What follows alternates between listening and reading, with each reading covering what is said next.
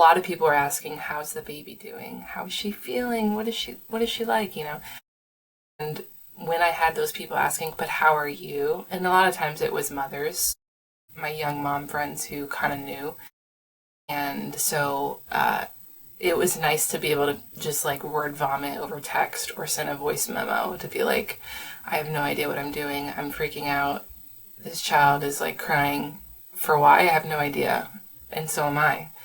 Or like when my husband went back to work, we were blessed with him getting a month of paternity leave off of work, and it was amazing. We were in this little bubble, but then once he left, that was when it felt really real to me, where I was like, I'm alone with this child who's mine.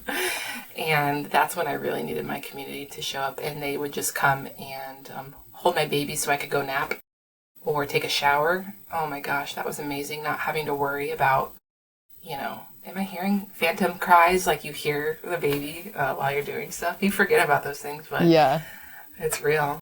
Yeah, it's so real. I know that for me too, that, having the community to kind of come over and take some of that stress or worry away from you was such a huge help postpartum. Right. And because I felt like I couldn't really ask for it, the fact that they just kind of stepped in and did it is what made all the difference, I feel like, because if I look back on it now, I might not have had that help if it was up to me to ask for it because of that pressure that we put on ourselves, even as a new mom, when we have no idea what we're doing and we're doing all of this for the first time. You're looking at your husband and you're like, what are we supposed to do? And he's like, I don't know, this is my first time too, so you're figuring this out together. And I can think back on a couple friends, but the one friend I'm thinking about is her name is Summer, and every time she came over several times, and it was never a, can I hold the baby? Can I hold the baby? Can I, it was always a, what do you need help with today?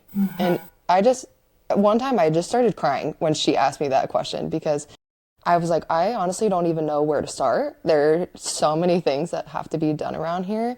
Right. And I didn't even have to really give her an answer. She just knew, and she started doing the dishes, and then she was like, would you rather me to go and get you some groceries or some lunch, or do you want that alone time to do that yourself?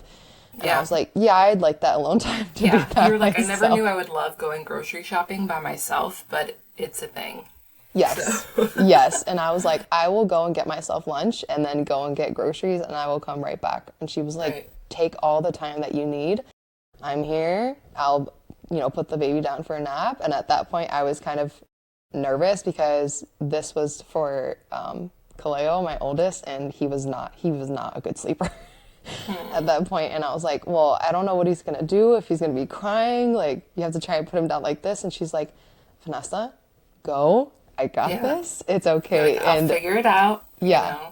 And she's a mom too, so she gets it. But those conversations, those moments are things that truly I will never forget, because they were monumental to me in the postpartum season, and even now when I think back on it, like that is true community.